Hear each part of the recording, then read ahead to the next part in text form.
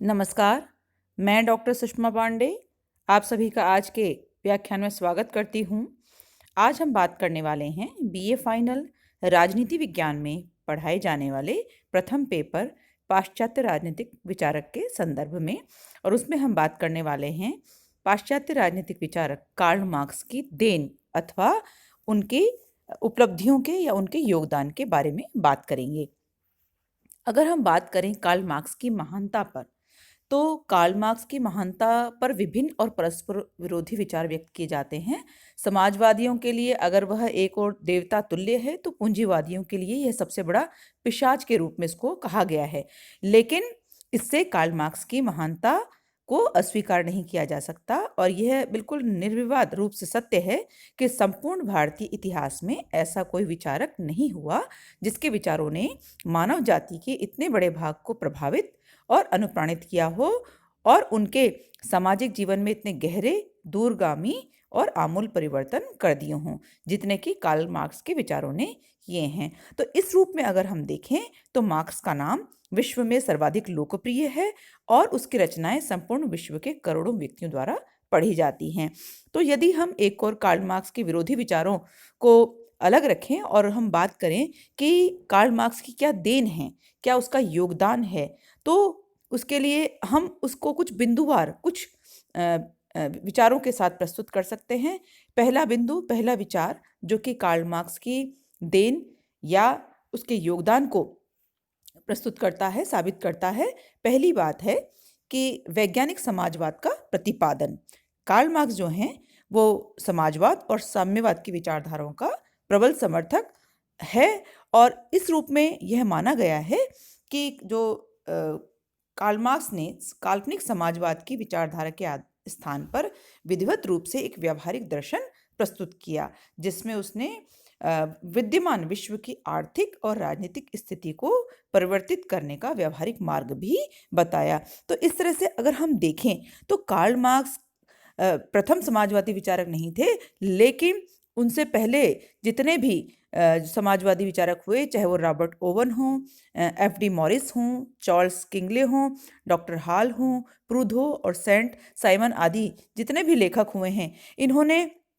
जो विचार व्यक्त किए, इसमें इनके द्वारा जो प्रतिपादित समाज था वो बिल्कुल प्लेटो की तरह, प्लेटो की रिपब्लिक और थॉमस मूर की यूटोपिया की तरह काल्पनिक था।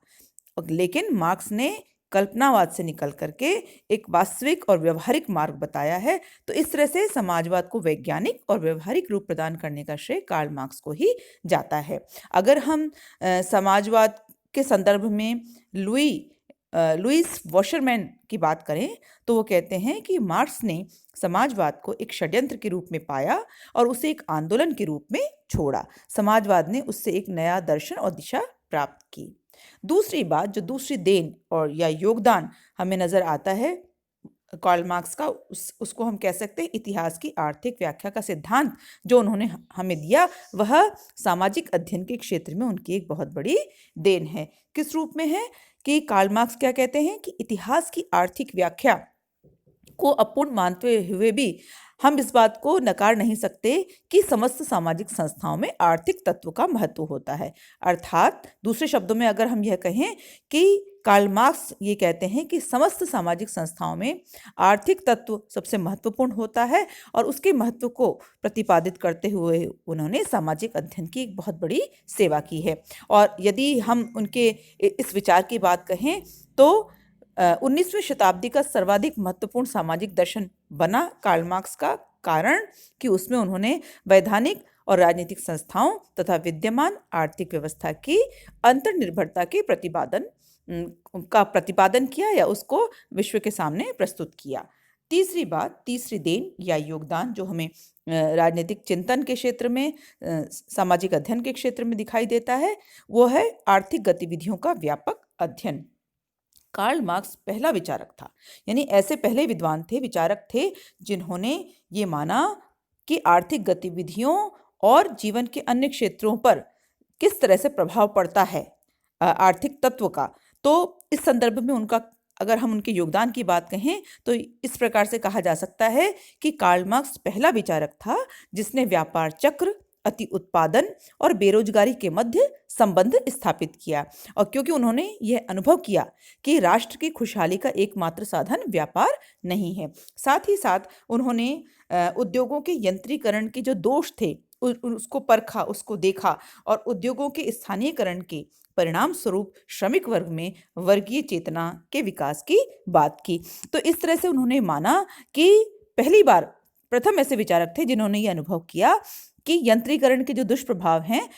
उसको हम केवल राष्ट्रीय सीमाओं तक नहीं रोक सकते, बल्कि औद्योगिकरण और उद्योगों के स्थानीयकरण के परिणाम स्वरूप हम श्रमिक वर्ग को एक करके उनमें वर्गीय चेतना उत्पन्न कर सकते हैं, उसका विकास कर सकते हैं। अगली देन जो कार्ल मार्क्स की विश्व राजनीति और विश्व राजनीतिक विचारधारा को दी उन्होंने, वो कहते हैं कि पूंजीवाद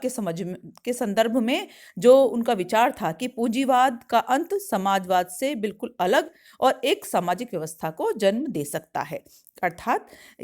अगर हम ये कहें कि पूंजीवाद के संदर्भ में कार्ल मार्क्स ने क्या कहा, तो उनका कहना था कि यद्यपि हम समाजवाद की अवश्यम भावना को स्वीकार नहीं करते और हम ये मानते हैं कि पूंजीवाद का अंत समाजवाद से एक अलग व्यवस्था को जन्म देगा, लेकिन यहाँ कार्ल मार्क्स तर्क देते हैं कि हमें यह मानना ही होगा कि पूंजीवाद के महत्वपूर्ण विकासों को पहले से देख लेने में उन्होंने जिस तरह की अंतर्दृष्टि का परिचय दिया है, जिस तरह की दृष्टि उन्होंने अपने चिंतन में दिखाई है, उसका समकालीन विचारकों में अभाव दिखाई देता है। तो दूसरे शब्दों में अगर हम कहें तो कार्ल मार्क्स ऐसे विचारक थे जिन्होंने ये माना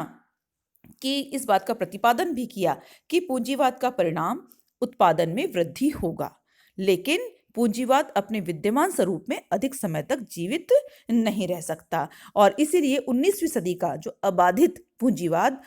उनका ऐसा मानना था कि यह जो पूंजीवाद था 19वीं सदी का, अब भूत की वस्तु बन गया है, भूतकाल की वस्तु बन गया है और 20वीं सदी का पूंजीवाद उससे बहुत अधिक भिन्न है। तो इस तरह से पूंजीवाद को लेकर के कार्ल मार्क्स ने जो अंतर्दृष्टि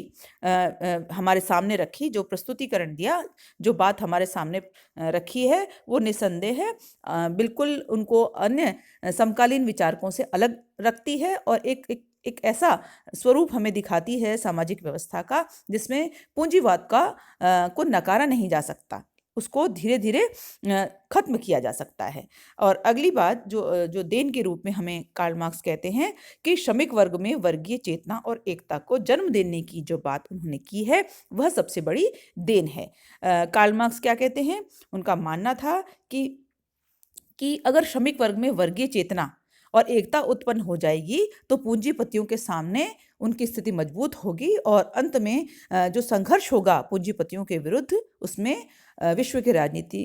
राजनीति से जुड़े या विश्व के जो मजदूर हैं, जो उस पूंजीवादी व्यवस्था से प्रताड़ित हैं, कष्ट में हैं, संघर्ष के साथ जी रहे हैं, उनका पूंजीवाद के खिलाफ आंदोलन करने में जो श्रमिक वर्ग है उसको मजबूती प्राप्त होगी, उसको ताकत प्राप्त होगी। तो अगर हम कहें कि श्रमिक वर्ग में वर्गीय चेतना और एकता की जो बात उसमें कार्ल मार्क्स के चिंतन में दिखाई देती है, तो कार्ल मार्क्स ने कुछ ऐसे नारे दिए, कुछ ऐसे बातें अपने चिंतन में प्रस्तुत की हैं। उदाहरण के तौर पर जैसे उनका कहना था कि पूंजीवाद का अंत और साम्यवाद का आगमन अवश्यंभावी है, ये उनका तर्क था। लेकिन इसके लिए उन्होंने क्या कहा कि विश्व के मजदूरों एक हो जाओ, तुम्हारे पास खोने के लिए केवल जंजीरें हैं और पाने के लिए समस्त विश्व पड़ा है। तो मार्क्स की जो ये बातें हैं, ये जो नारे हैं, निसंदेह एक निरपेक्ष सत्य नहीं है और उनकी आलोचना भी नहीं की जा सकती, बल्कि ये एक तथ्य है कि कार्ल मार्क्स के इन नारों ने श्रमिक वर्ग में वर्गीय चेतना उत्पन्न करने में अद्वितीय सफलता प्राप्त की है। इसके साथ साथ अगर हम कहें कि सैद्धांत एक और जहां कार्ल मार्क्स ने समाजवाद का सैद्धांतिक विवेचन किया, तो दूसरी ओर प्रथम अंतर्राष्ट्रीय मजदूर संघ का निर्माण कर कार्ल मार्क्स ने श्रमिक वर्ग को संगठित भी किया। तो अगर हम कार्ल मार्क्स और उनकी विचारधारा के महत्व की बात करें तो हम सामान्य शब्दों में यह कह सकते हैं कि कार्ल मार्क्स की जो विचारधारा है वह पूर्णतया शोषित वर्ग के कल्याण के लिए समर्पित है और इसी बात ने उन्हें एक महान व्यक्ति बना दिया है। तो इस तरह से कार्ल मार्क्स की जो देन है वो अद्वितीय है और अन्य समाजवादी विचारकों द्वारा यद्यपि विचार व्यक्त किए गए हैं, उन्हीं के चिंतन को प्रभावित करते हुए कई नई बातें भी सामने दिखाई देती हैं। लेकिन अगर हम कार्ल मार्क्स की बात करें तो यहाँ हम कह सकते हैं कि इसाह बर्लिन का कहना था कि 19वीं सदी में ऐसे अनेक सामाजिक आंदोलन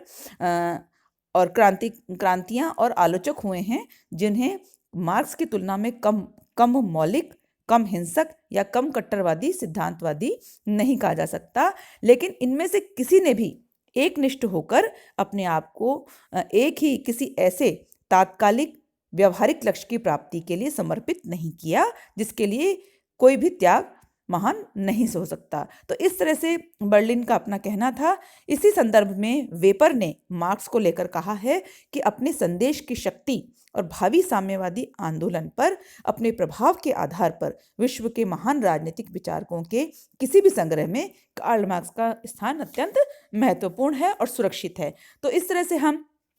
आज हमने बात की कि कार्ल मार्क्स की क्या देन या योगदान रहा है और उसके विभिन्न बिंदुओं के बारे में हमने विस्तृत चर्चा की। अगले व्याख्यान में हम एक नए विषय के साथ आप सभी के साथ जुड़ेंगे। तब तक आप सभी का धन्यवाद।